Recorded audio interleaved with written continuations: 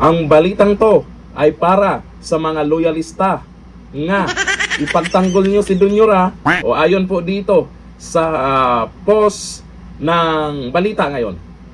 Marcos Jr.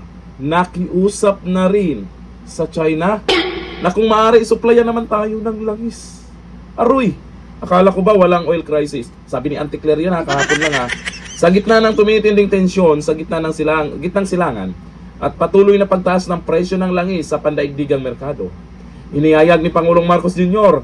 na aktibo nang nakikipag-ugnayan ang Pilipinas sa iba't ibang bansa, kabilang ang China.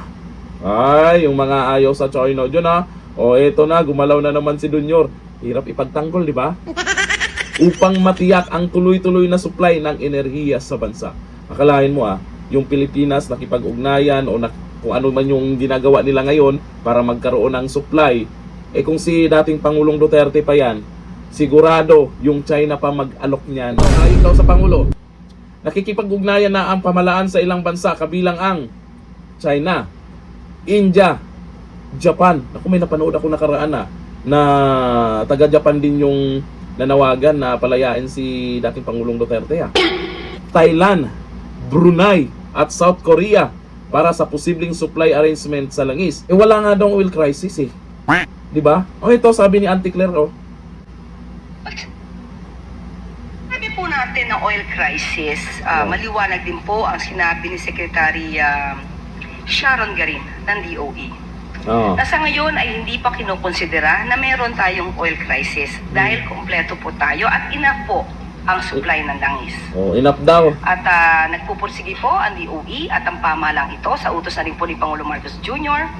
na hindi mawala ng patid, hindi mapatid ang supply ng langis o produktong petrolyo sa ating bansa. Sa katunayan, sinabi po ni Secretary Garin na mayroon na pong negosasyon patungkol sa 440,000 barrels ng fuel. At sa susunod naman po ay mayroon 600,000 barrels na maaari po tayong maangkat. Ang sinasabi po natin na wala pa po at hindi po pa dinideklara na mayroon tayong oil crisis dahil nga po sapat ang supply sa ngayon. Most probably, according to Secretary Sharon. Sabi ni Anticler yan May mga nagsasabing fake news daw si Anticler. Hindi papayag si Anticler niya na sabihan siyang fake news. Lahat ng pinagyayaw-yaw niya totoo. Pero iba yung galaw ng amo niya.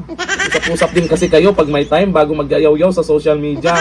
Ito ang sabi po ng mga netizens. Sabi ni Nani Nochi. Ito, may mga nabanggit na pangalan. Si Tariela, Risa, and Erwin Tulpo. Pasok. Yung mga nakaraan kasi ito yung mga tapang-tapangan sa China Ito sabi ni Chito Baluesa. Doon ako nalungkot. Hindi malawakang estratehiya yan, sir. Pakapalan ay anang mukha. Sabi ni Joret de la Cruz, nagmamakaawa kung si Duterte pa yan, siya pa ang lalapitan para alukin. Yan talaga ang mangyayari sana. Sabi ni Jolan Quindosa, akala ko ba walang oil crisis? Oo nga kakasabi lang po ni Anticler ngayon, kami may yung mga bumabanat na, yung mga Duterte, pro-China yan. Pero yung pinagtatanggol pala nila, ayon, nakiusap na sa China. Di, nga. Ganito natin yun. Bye-bye.